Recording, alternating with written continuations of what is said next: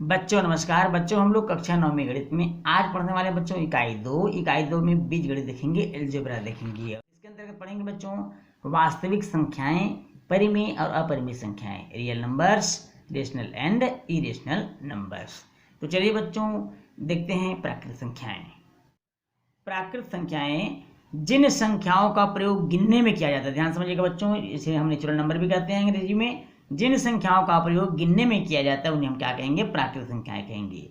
इन्हें गणन संख्या या धन पूर्णांक भी कहते हैं। प्राकृत संख्या को हम कैपिटल एन से इंडिकेट करते हैं बच्चों, कैपिटल एन से दर्शाते हैं।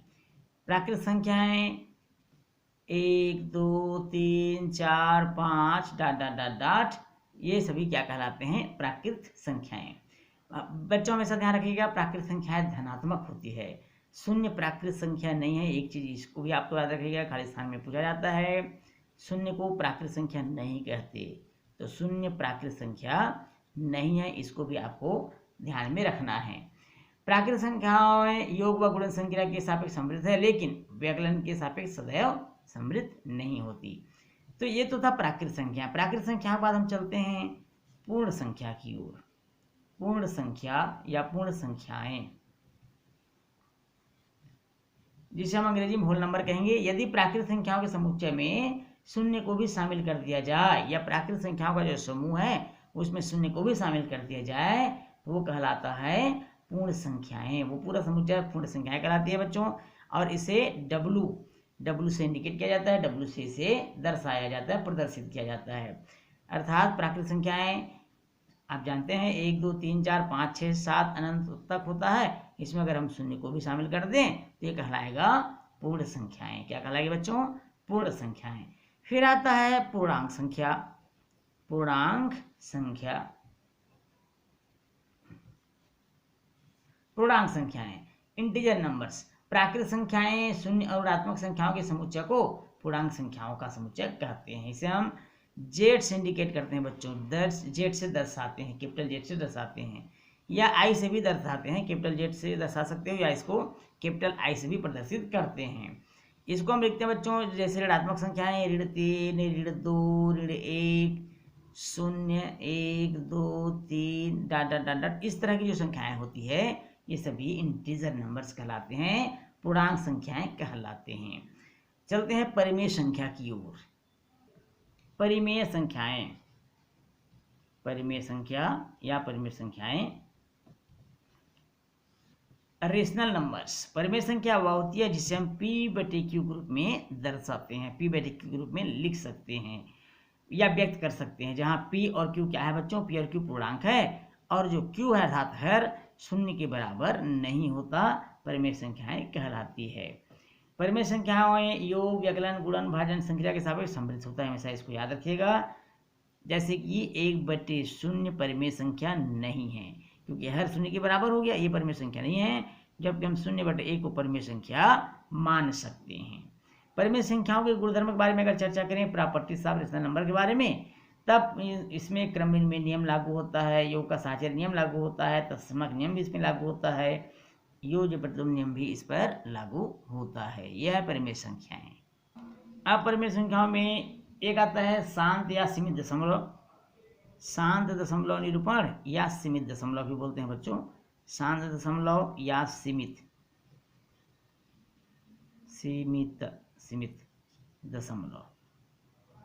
शांत दशमलव या सीमित दशमलव, जिसको हम टर्मिनेटिंग डेसिमल कहते हैं, टर्मिनेटिंग डेसिमल कहते हैं शांत दशमलव निरूपण। और इसके बाद शांत दशमलव निरूपण। तो शांत दशमलव निरूपण हमेशा याद रखिएगा, यदि परिमेय संख्या के हर 2 अथवा 5, 2 या 5 या इनकी कोई घात वाली संख्या, 2 या 5 इनकी कोई घात वाली संख्या होती है, तो प्राप्त दशमलव शांत या सीमित दशमलव कहलाते हैं। जैसे 1/2। अब 1/2 बच्चों जब इसको हम डिवाइड करेंगे तो 0.5 प्राप्त हो गया, ये शांत दशमलव हो गया।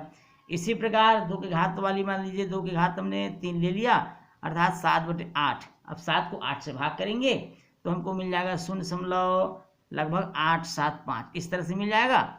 तो ये भी एक शांत दशमलव निरूपण है, इसे हम बोलेंगे शांत दशमलव या सीमित दशमलव। इसी प्रकार मान लीजिए हर में 5 हो, 1/5 है तो इसको हम लिखेंगे 0.2, या 5 की घात वाली कोई संख्या है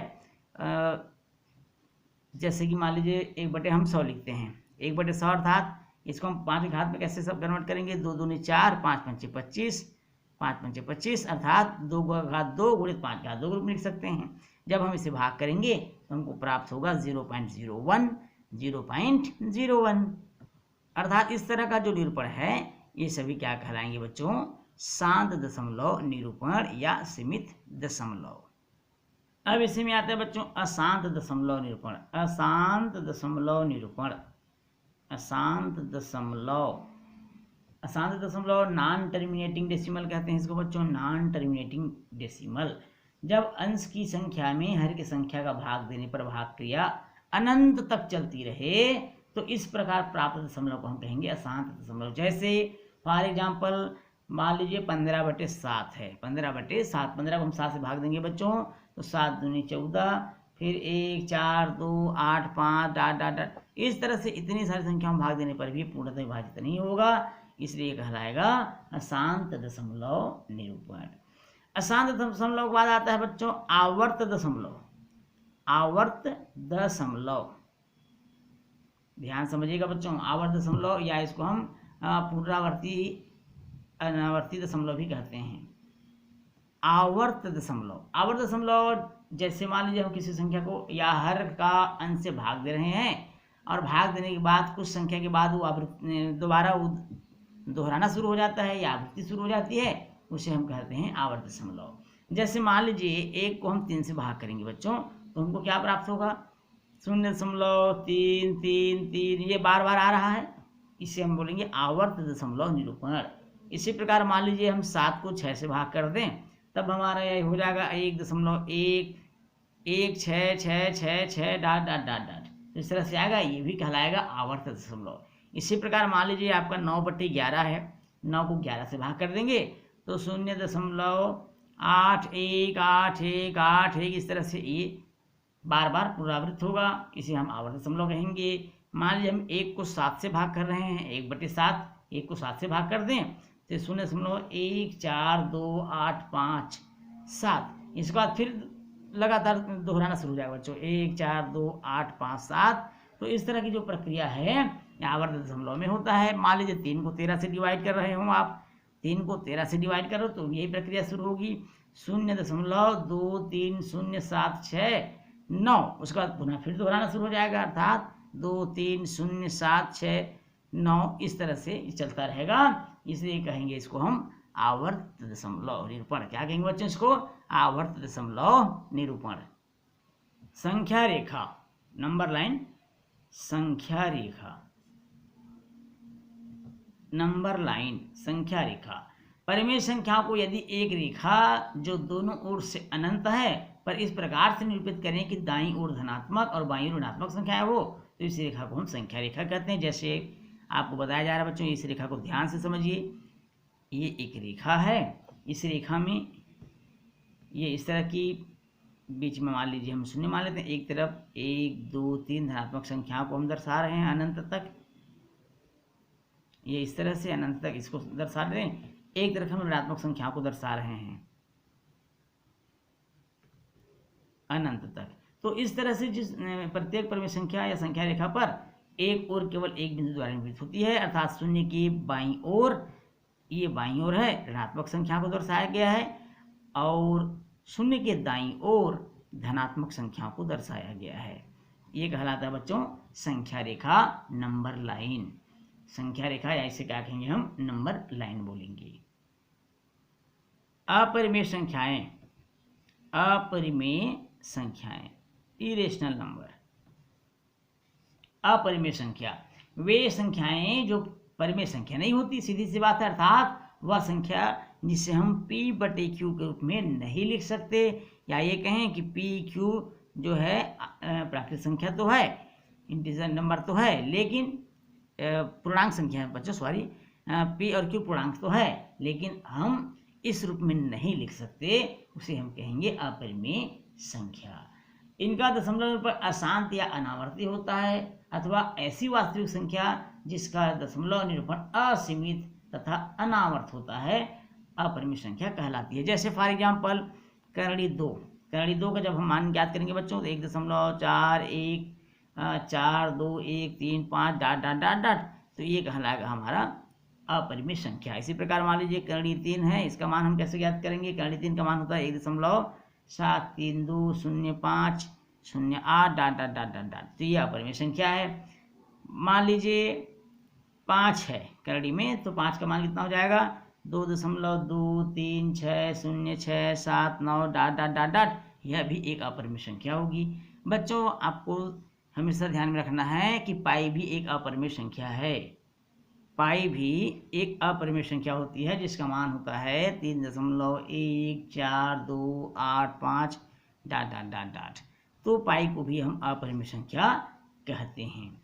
अपरिमेय संख्याओं के अगर गुणधर्म के बारे में चर्चा करें, इनके प्रॉपर्टीज के बारे में चर्चा करें तो बच्चों, तो दो अपरिमेय संख्याओं का योग तथा अंतर सदैव अपरिमेय संख्या ही होती है। दो अपरिमेय संख्याओं का गुणनफल सदैव अपरिमेय संख्या नहीं होती। किसी अपरिमेय संख्या का व्युत्क्रम भी अपरिमेय संख्या होता है। एक परिमेय संख्या तथा एक अपरिमेय संख्या का योगफल सदैव अपरिमेय संख्या प्राप्त होती है, और एक शून्यतर परिमेय संख्या और एक परिमेय संख्या गुणनफल सदैव अपरिमेय होती है। तो ये है इनके प्रॉपर्टीज, इनके गुणधर्म।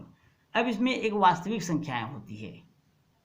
वास्तविक संख्याएं जिसको हम रियल नंबर कहेंगे, वास्तविक संख्याएं, रियल नंबर, वास्तविक संख्याएं परिमेय संख्याओं और अपरिमेय संख्याओं को मिलाकर वास्तविक संख्याओं का समुच्चय बनता है। इसे हम संकेत R द्वारा प्रदर्शित करते हैं। इस प्रकार प्रत्येक वास्तविक संख्या या तो परिमेय संख्या होगी या अपरिमेय संख्या होगी। हमेशा याद रखिएगा बच्चों, प्रत्येक वास्तविक संख्याएं या तो परिमेय होगी या अपरिमेय होगी। वास्तविक संख्या का निरपेक्ष मान अगर हमको मालूम करना हो तो निरपेक्ष मान को इस तरह से लिखा जाता है बच्चों, ये इस तरह से निरपेक्ष मान। मान लीजिए ए एक वास्तविक संख्या है तो उसको हम इस तरह से लिखेंगे, यदि ए का मान 0 से बड़ा या बराबर हो। जैसे मान लीजिए ऋण 8 लिखा हुआ है, ऋण 8 का मान धन 8 हो जाएगा। इस तरह से अगर निरपेक्ष मान में लिखेंगे तो धन 8, अर्थात निरपेक्ष मान में 8 का मान तो 8 होगा ही, तो इस रूप में हम इसको लिख सकते हैं। अर्थात ए एक वास्तविक संख्या है तो उसे हम इस प्रकार लिख सकते हैं। ये कहलाता है आपका निरपेक्ष मान। क्या कहेंगे इसको बच्चों? निरपेक्ष मान। अब्सोल्यूट वैल्यू इसको बोलते हैं निरपेक्ष मान। तो बच्चों ये तो था इस पाठ की भूमिका, इस पाठ के बारे में पूरा परिचय। तो बच्चों आज का क्लास यही समाप्त होता है। वीडियो अच्छा लगे तो वीडियो को लाइक और शेयर करिएगा। चैनल में यदि नए हैं तो चैनल को सब्सक्राइब करना बिल्कुल नहीं भूलिएगा। तो आपसे फिर मुलाकात होगी प्रश्नावली के प्रश्नों के साथ। तब तक के लिए नमस्कार।